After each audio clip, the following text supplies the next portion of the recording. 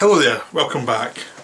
Today I'm going to briefly talk about 80s right-wing action movies because I was watching some like cheesy ones from the 80s, like Who Dares Wins and Codename Wild Geese, two films with starring Lewis Collins, and they're both crap, but they're fun crap. But it got me thinking about the 80s right-wing action movie, because there was a lot of right-wing action stuff in the 80s. That was Reagan era. There's a lot of cheesy stuff. And the fascinating thing about this was, how much I watched, and if I talked to any friends about it, they all watched them too. And it's like, the interesting thing is, most of my friends, we're kind of like fairly lip-tardy, you know, we're lefties to a degree. We're in no way can we be called right-wing, right? Yet we watched so much of this stuff, and we didn't know any better in the 80s, and even now we could happily enjoy it. I mean, there's other stuff like, I'm not sure it was the 80s, about late 70s, the Wild Geese, you know, those Chuck Norris movies, which is now Netflix. You end up starting watching them. I mean, there's stuff like Delta Force, the Chuck Norris one with Lee Marvin, but they tried to make him respectable for one film and failed. There's just so much exploitation. I mean, I used to go to video shops, and you'd get your parents to rent you films that were way above your age range, but they were fun because they were just silly, they were just garbage. I don't know what my dad used to think of seeing some of these films, because they were such nonsense, you know, plot wise they were just nonsense. And it was just fun. I mean, American Ninja's another one. And it's thinking, how much of this garbage did we watch? And the answer is, a lot of nonsense. But the reason I did the video was Who Dares Wins is especially nonsensical. It was based because of the Iranian hostage crisis, and like one of their embassies there was a terrorist attack in there, and people were held hostage. This was a response to it. Who Dares Wins? This is when the SAS, British elite, managed to infiltrate the terrorists and kill them all. Even though in this case, the terrorists, instead of making it Islamic terrorists, which, you know, who might hit back at them, they made it anti-nuclear terrorists, which was absurd, because these were just like middle class people who were just objecting to, you know, scumbag politicians buying and building lots of nukes. I'm not a fan of nukes. I think nukes are shit. I don't see why you have to build tons of nukes. So I'm definitely left-hard in that respect. And they made them these like comically right-wing paranoia of the left. Like you've got priests who are secretly in league with these communist sympathiser left-wingers who want to kill everybody and take down the Western Europe defence against Russia. It's all a commie plot, apparently. They don't say that, but it's heavily implied. But anti-nuclear protesters as terrorists, like, you know, they go into the least guarded dinner party for a secure state ever in foreign soil, and there's no real security, or there's no security worth a damn that these amateurs can take out and then have the you know, them under threat, and their threat is to nuke part of Scotland, the part of Scotland I now live in. It's like, to prove how horrible nukes are. It's such a stupid plot that it defies explanation. It's like, how did people have a straight face during making this film? And not only that, they're an SAS guy who doesn't have a cover. He always says he's an SAS guy. Vaguely says he's annoyed with the SAS, and then he infiltrates them. And it takes a whole hour to realise he's working against them. A whole hour. It's hilariously bad. And they have about 2 minutes worth of good footage at the end where the SAS murder these amateurs who are threatening to kill these American scumbags and this British Tory scumbag.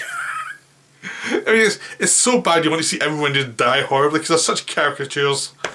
I mean, the Richard Widmark playing the Secretary of State, and he obviously doesn't give a shit. He just couldn't care less.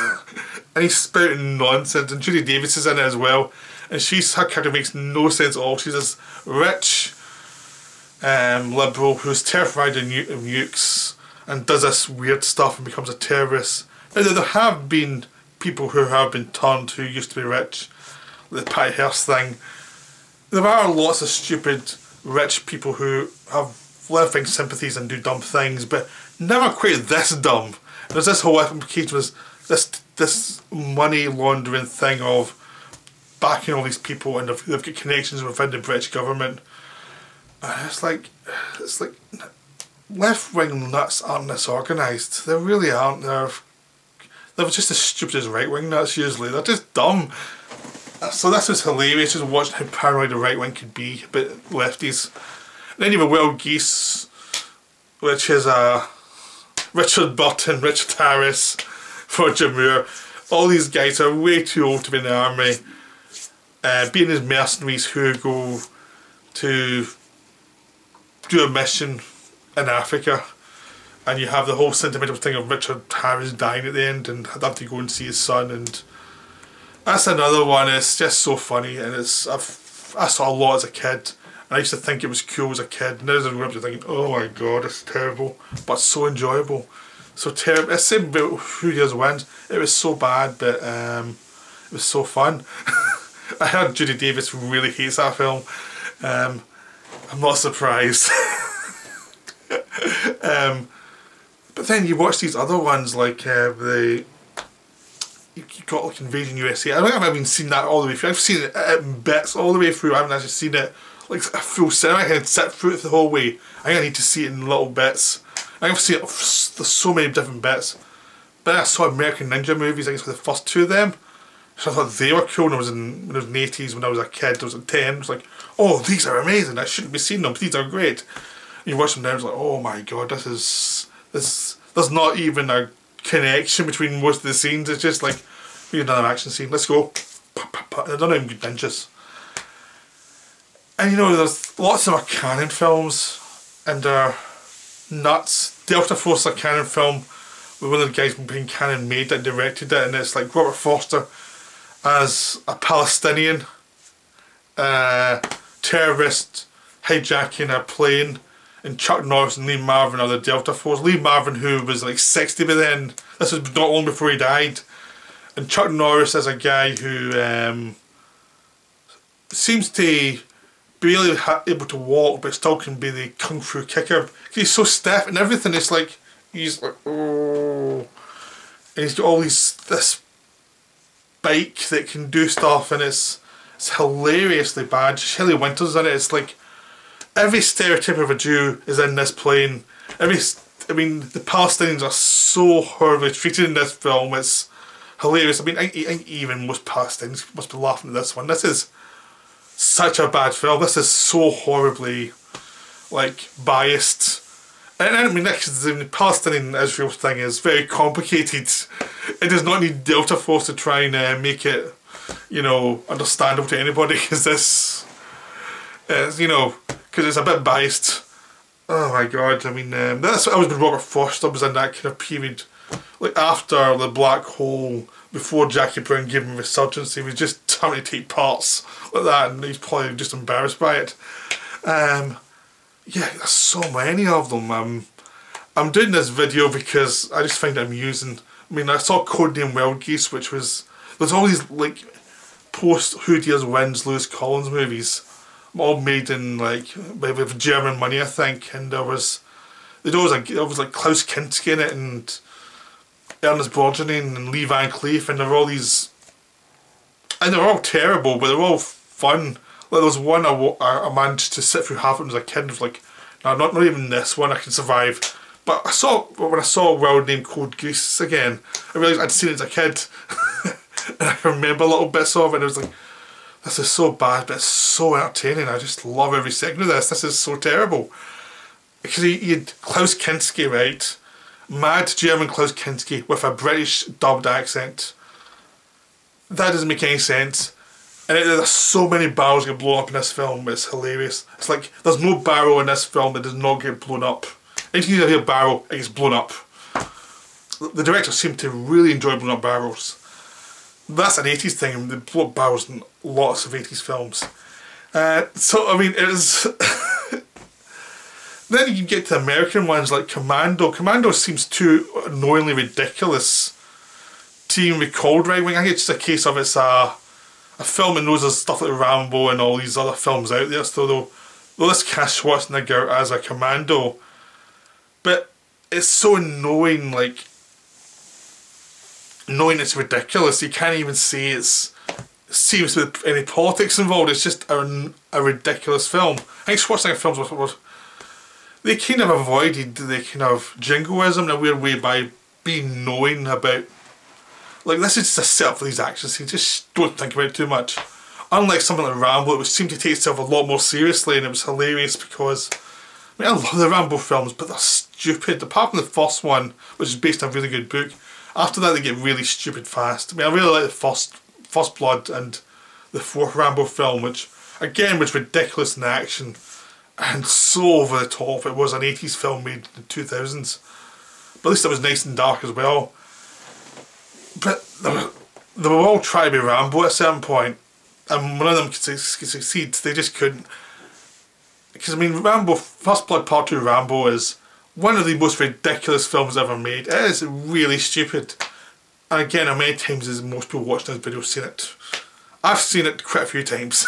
And I'll see it a few times more probably.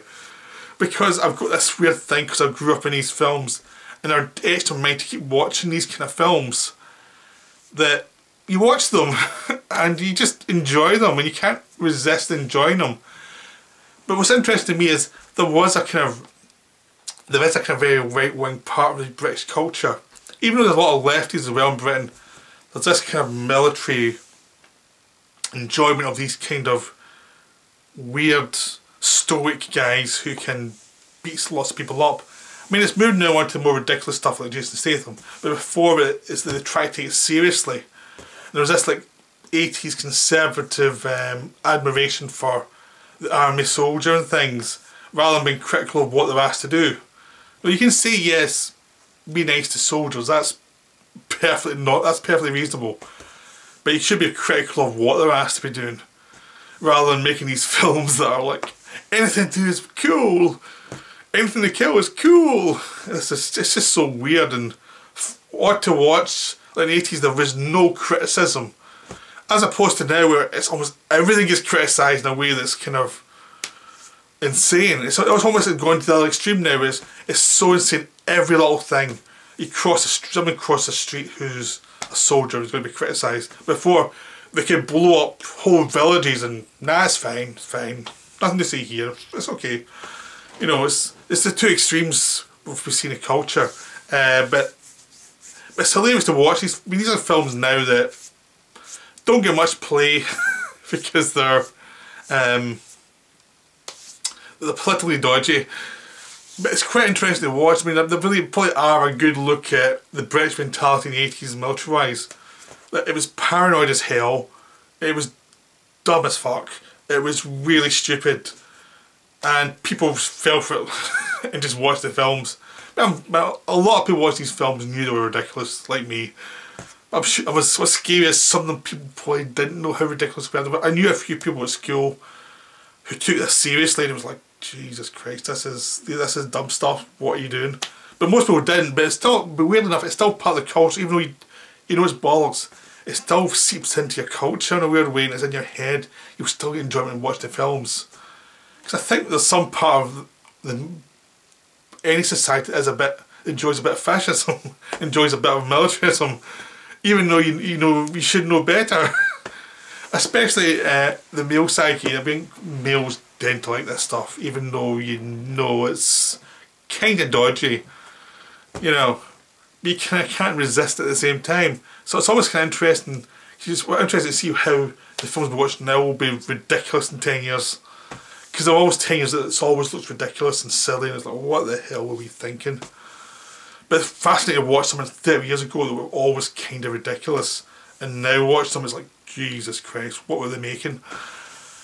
They were making pulp, they were making silly stuff. So go enjoy and go and watch, and if you enjoy these things, please write down your favourites of the silly 80s action movies on the comments, because it'll be interesting to see, because I'm sure there's plenty of stuff I've missed that I wouldn't mind seeing, you know, even though they're bad for everybody.